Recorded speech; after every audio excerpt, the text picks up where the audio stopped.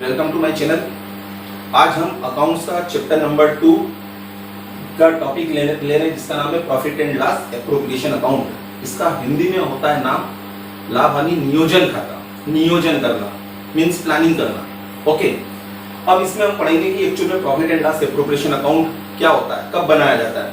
तो जैसा कि हम जानते हैं कि प्रॉफिट एंड लॉस अकाउंट तो ट्रेडिंग अकाउंट के बाद बनाया जाता है ना। और इसी प्रकार से फर्म के केस में हम क्या करते हैं कि जो प्रॉफिट एंड लॉस अकाउंट बनने के बाद एक अकाउंट और बनाना पड़ता है जो कि क्या कहलाता है, profit and loss appropriation account. Meaning समझना आप, इसमें हमने ट्रेडिंग अकाउंट बनाया सबसे पहले, सोल प्रोप्राइटर की तरह पार्टनरशिप में भी ट्रेडिंग अकाउंट बनाया जाता है। उसके बाद बनाया जाएगा यहाँ पर P&L account, profit and loss account बनाया जाता है।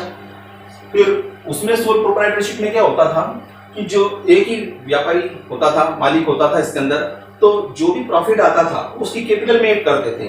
अब यहाँ हम पार्टनरशिप के केस में पढ़ेंगे कि 2-2, 3-3 या 4-4, 5-5, मैक्सिमम 50 पार्टनर तक हो सकते हैं। तो हर एक पार्टनर की कैपिटल अलग होगी, तो वो प्रॉफिट आया तो वो कैसे जाएंगे, तो प्रॉफिट के टुकड़े तो करना पड़ेंगे उनको। जैसे 4 पार्टनर है तो 4 भागों में बांटना पड़ेगा, जो भी उनका एग्रीड रेशियो होता है।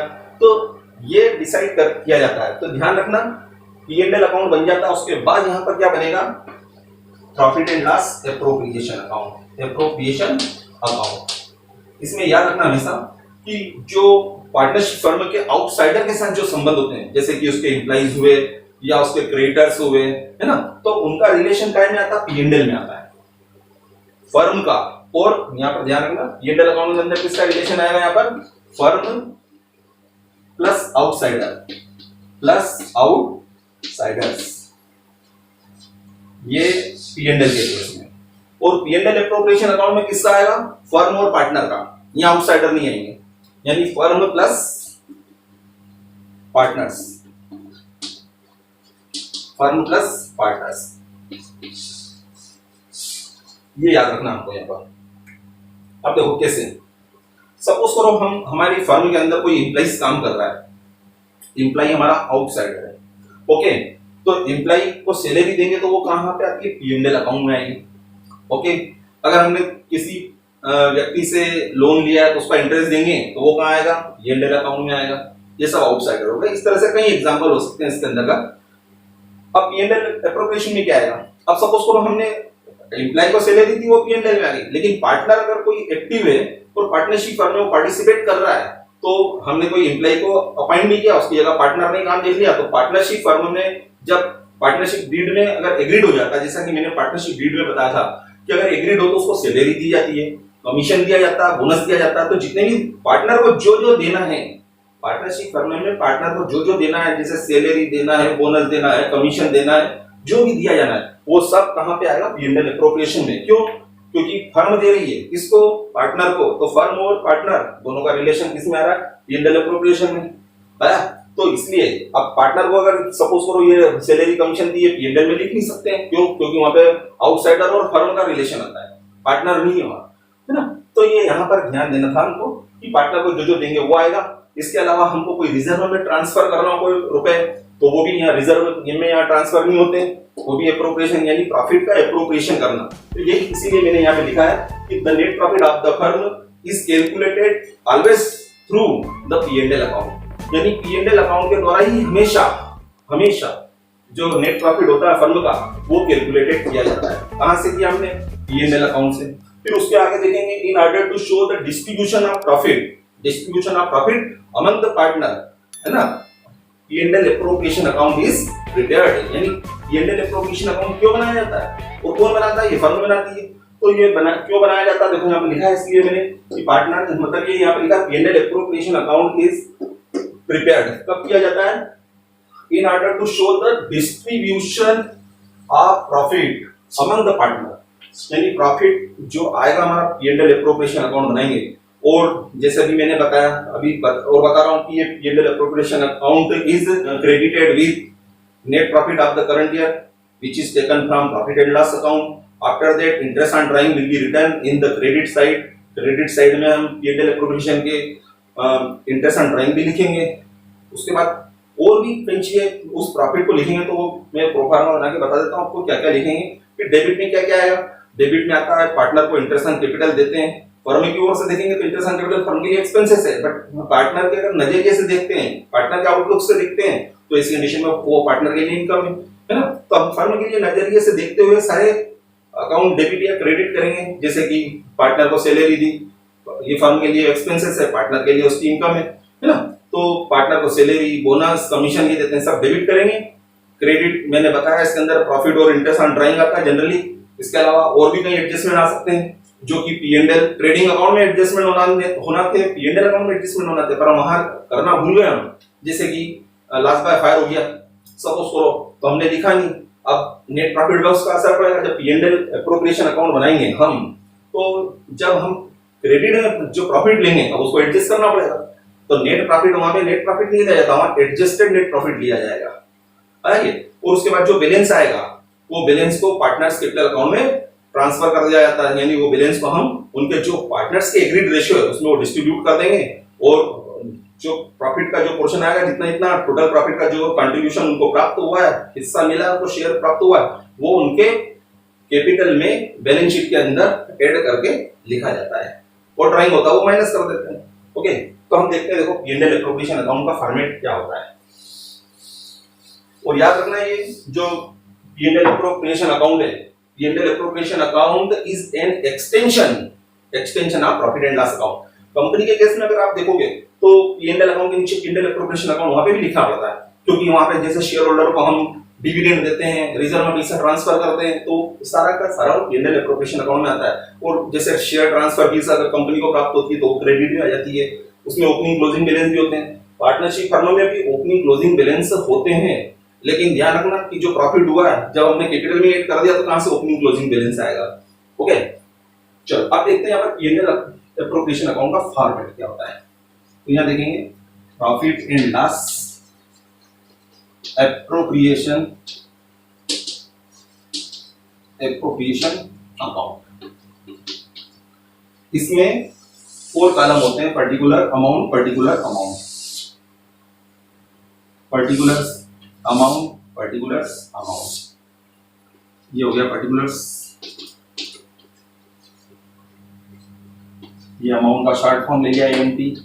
फिर यहाँ पे भी हो जाएगा पर्टिकुलर्स, यहाँ हो जाएगा अमाउंट। सबसे पहले स्टार्टिंग होती है यहाँ पर बाय। बुक के अंदर देखा होगा आपने, जब इसमें बुक के अंदर हमारी बुक के अंदर देखोगे, कई बुकों में देखते हैं अपन, तो वहां लिखा रहता है ओपनिंग क्लोजिंग बैलेंस होता है। जब इसका ओपनिंग क्लोजिंग बैलेंस होता है तो हमको तो यहाँ लिखना चाहिए बाय बैलेंस लिखना चाहिए, बाय बैलेंस लिखना चाहिए। और करंट ईयर का प्रॉफिट आएगा बाय बैलेंस ब्रॉट डाउन, जैसे ये ऐसा लिखना चाहिए बाय बैलेंस ब्रॉट डाउन। और उसके बाद आएगा आप करंट ईयर का प्रॉफिट होगा और इसमें ऐड होगा, फिर आना चाहिए, पर ऐसा नहीं है। हमारे इसमें बुक के अंदर लिया है कि P&L एप्रोप्रिएशन अकाउंट कहां, मतलब ये कहां से स्टार्ट होता है। तो याद रखना P&L अकाउंट का जो हमारा नेट प्रॉफिट आता है, यानी ग्रॉस प्रॉफिट और सारी इनकम में से सारे ऑपरेटिंग एक्सपेंसेस माइनस कर दोगे, नेट प्रॉफिट आएगा।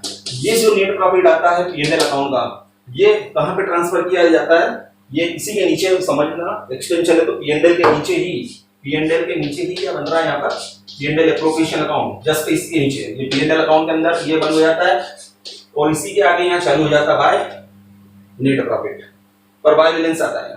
ये आगे कॉलेज में जाके आप ऐसा फॉर्मेट सीखेंगे, अभी तो ऐसा अपने कोर्स में नहीं है, तो मैं भी नहीं बता रहा हूँ आपको। तो ये P&L अकाउंट की जस्ट नीचे ही यहाँ पे कोई बीच में P&L एप्रोप्रिएशन अकाउंट नाम भी नहीं लिखना पड़ता है, उसी के आगे उसको कंटिन्यू करना पड़ता है। जैसे ट्रेडिंग और P&L कंबाइन बनाते हो, जैसे P&L और P&L एप्रोप्रिएशन अकाउंट भी कंबाइन बनते हैं। तो ये जो नेट प्रॉफिट आया है, ये P&L एप्रोप्रिएशन अकाउंट के किधर आएगा, क्रेडिट में आएगा। तो यहाँ पे आएगा ये, अब ये यहाँ पर बैलेंस होता है तो यहाँ पर फिर लिखना चाहिए, पर ऐसा नहीं है। हमारी बुक्स के अंदर यहाँ पे क्या लिखा है, यहाँ पर लिखा रहता है by profit and loss account, by profit and loss account, यानी कि यहाँ पर करंट ईयर का जो नेट प्रॉफिट है वो यहाँ पे लिखा जाएगा। ओके, ये करंट ईयर का नेट प्रॉफिट है, तो इसका ओपनिंग बैलेंस तो ही नहीं है। अब इसके बाद आता है यहाँ पर bye interest on drawing. Interest on drawing क्या होता है कि अगर फर्म से पार्टनर ने अपने पर्सनल यूज के लिए पैसा निकाल लिया है, तो फर्म उस पे क्या चार्ज करती है, इंटरेस्ट। तो वो इंटरेस्ट लिया जाएगा, तो फर्म की अगर नजरिए से देखें, तो फर्म के नजरिए से देखें तो फर्म की इनकम है। क्यों? क्योंकि पार्टनर ने जितने समय यूज किया उस पैसे का, तो उससे हम इंटरेस्ट ले रहे हैं, वो फर्म की इनकम है, इसलिए वो P&L एप्रोप्रिएशन का साइड ये इनकम भी होता है, यहाँ इनकम आती है तो ये इनकम के रूप में यहाँ आएगा। अब जिस पार्टनर है, सपोज करो 2 पार्टनर है फर्म में और दोनों ने ड्राइंग किया था, तो दोनों से जो इंटरेस्ट आएगा वो टोटल यहाँ लिख देंगे हम। यहाँ टोटल इंटरेस्ट ऑन ड्राइंग लिखेंगे, अंदर इंडिविजुअल लिखेंगे, दोनों का टोटल लिख देंगे, यहाँ बाहर आ जाएगा। तो ये प्रॉफिट हो गया हमारा, ये आईओडी हो गया। इसके बाद इधर आता है to interest on capital. Interest on capital, अब सपोज करो कि फर्म में पार्टनर ने पैसा इन्वेस्ट किया है, तो फर्म उसको क्या देगी, अब फर्म यूज कर रही है पार्टनर के मतलब पर्सनल पैसे का, तो फर्म उसको इंटरेस्ट ऑन कैपिटल देती है। फर्म इंटरेस्ट ऑन कैपिटल देगी तो ये फर्म के नजरिए से देखो तो ये क्या है, उसका फर्म के लिए एक्सपेंसेस है। तो यहाँ पर लिखेंगे कि ए ने जितनी कैपिटल लगाई थी, बी ने कैपिटल लगाई थी, उस पे दोनों का इंटरेस्ट ऑन कैपिटल दे दिया। जो भी रेट डिसाइड हो, जैसा भी पार्टनरशिप फर्म के अंदर का पार्टनरशिप डीड में मेंशन किया गया, उस रेट से हम उसको इंटरेस्ट ऑन कैपिटल दे देंगे। तो ये टोटल इंटरेस्ट ऑन कैपिटल बाहर आएगी। फिर पार्टनर को जितने भी ड्यूज होते हैं, पार्टनर को दे होते हैं, दे जो दे दिए वो तो आएंगे, इसके अंदर का जो देना है तो वो यहाँ पर डेबिट हो जाएंगे, P&L एप्रोप्रिएशन अकाउंट में डेबिट होंगे। और क्रेडिट कहाँ होंगे, पार्टनर्स के कैपिटल या फिर करंट अकाउंट है ना, उसमें होंगे। तो यहाँ लिखेंगे टू सैलरी। अब कोई पार्टनर है, एक्टिव पार्टनर है तो सैलरी दे देंगे, अगर दोनों पार्टनर एक्टिव है तो सैलरी ए और बी ये दे दी जाएगी। जिस पार्टनर की सैलरी दे रखी है, सैलरी जब लिखते समय हमेशा ध्यान रखना कि ये अकाउंट भी पूरे 12 महीने का बनता है, 12 मंथ्स का बनाया जाता है। 12 मंथ्स के बाद तो जब भी पर मंथ की सैलरी अगर दे रखी हो तो पर मंथ की सैलरी को हमको ईयरली सैलरी में कन्वर्ट करना पड़ेगा। तो ईयरली में चेंज करने के लिए हम क्या करेंगे, 12 से मल्टीप्लाई कर देंगे, यानी कि एनुअल सैलरी आना चाहिए। ओके, इसके बाद पार्टनर को कमीशन दिया जाएगा, टू कमीशन दिया पार्टनर को। तो जिस पार्टनर को दिया, दोनों को दिया तो दोनों इस तरह से प्रेजेंटेशन कर देंगे, और एक को दिया तो एक का नाम लिख देंगे, टू कमीशन, टू करके उस पार्टनर का नाम। इसके बाद अगर बोनस दिया तो बोनस लिख देते हैं हम, टू बोनस। इसके बाद और देखते हैं हम इसमें, अगर सपोज करो कोई मैनेजर, अब मैनेजर कौन है, एक्सटर्नल, एक मतलब बाहरी है, और सपोज करो ना उसको अगर हमने दिया है कमीशन, मैनेजर्स कमीशन, ये अधिकतर प्रॉफिट पे डिपेंड रहेगा, नेट प्रॉफिट पे, तो नेट वहां पे तो ले नहीं सकते उसको, तो यहाँ नेट प्रॉफिट जो आएगा हमारा ये करंट ईयर के प्रॉफिट से, अगर उसको दे रखा है कि 10% देना है प्रॉफिट निकाल, मतलब जो कमीशन है, कमीशन चार्ज करने के बाद जो नेट प्रॉफिट आएगा उस पे, या कमीशन चार्ज करने के पहले वाले नेट प्रॉफिट पे, तो जो भी कंडीशन हो तो मैनेजर का कमीशन यहाँ पे आता है। मैनेजर का कमीशन, किसी रिजर्व में पैसा ट्रांसफर करना हो, है ना, जनरल रिजर्व में, और तो वो यहाँ पे लिख सकते हैं हम, यहाँ पे लिख देता हूँ मैनेजर्स कमीशन भी लिख देते हैं हम, मैनेजर्स कमीशन। उसके बाद यहाँ लिख देते हैं टू रिजर्व, कोई रिजर्व बनाना हो तो वो रिजर्व भी यहाँ बनेगा। उसके बाद टू यहाँ पर लिख देंगे प्रॉफिट ट्रांसफर टू कैपिटल और करंट अकाउंट, प्रॉफिट ट्रांसफर, जो प्रॉफिट आएगा प्रॉफिट ट्रांसफर हो गया। तो ये यहाँ पर ए बी सी को उनके जो भी हो पार्टनर ए बी, उनके एग्रीड रेशो में डिस्ट्रीब्यूट कर दिया जाएगा। आया ये, तो यहाँ पर ये 3 पॉइंट लिखे हैं, एक्सटेंशन ऑफ P&L अकाउंट होता है, और क्रेडिट किससे होता है, ये अकाउंट्स याद रखना कि profit and loss appropriation account is always credited with profit of the current year and interest on drawing, and it is debited with, किससे होता है ये, आईओसी, सैलरी, बोनस, कमीशन और मैनेजर्स कमीशन, रिजर्व हो, और इसके बाद यहाँ पर प्रॉफिट जो बैलेंस बच जाएगा वो यहाँ ट्रांसफर कर दिया जाता है उनके कैपिटल या करंट अकाउंट में। ओके, तो इस तरह से हमने आज देखा कि P&L एप्रोप्रिएशन अकाउंट कैसे बनाया जाता है। कई बार यहाँ पर एडजस्टमेंट करना पड़ेगा आपको, है ना, कोई चीज यहाँ पर हमको P&L अकाउंट के अंदर लिखनी थी, नहीं लिखी, तो यहाँ पर हमको माइनस करना पड़ेगी, और यहाँ की आइटम, ये वाली आइटम अगर ऊपर चार्ज कर दिए तो वो घट गई है, तो यहाँ पे वापस उसको ऐड करना पड़ेगा और यहाँ लिखना पड़ेगा। तो ये ऐसे एडजस्टमेंट हमको करना पड़ेंगे। इसी तरह से कई बार क्या आता है कि जैसे माल डिस्ट्रॉयड हो गया, लॉस बाय फायर हो गया, और P&L में हमने एंट्री करना भूल गए, और वो P&L में नहीं लिखा, तो ये प्रॉफिट पे असर पड़ा होगा, उसका नेट प्रॉफिट पे भी नेट प्रॉफिट पे असर पड़ा, तो यहाँ पे आके उसको एडजस्ट करना पड़ेगा, जो भी कंडीशन दी हो प्लस माइनस वाली, तो वो भी एडजस्ट करना पड़ेगी। तो ये सब चीजों को ध्यान में रखते हुए हम यहाँ पर प्रॉफिट का क्या कर रहे हैं, प्रॉफिट का एप्रोप्रिएशन, उसका नियोजन करते हैं कि प्रॉफिट का निपटारा किस तरह से करना चाहिए। हमने पार्टनरों को दिया है, और ये निपटारा किसके बीच में होता है, फर्म और पार्टनर के बीच में। तो ये आज हमने P&L एप्रोप्रिएशन अकाउंट कैसे बनता है ये देखा। अब नेक्स्ट लेक्चर में हम इसके क्वेश्चन लेंगे। ओके, जब तक के लिए जय हिंद।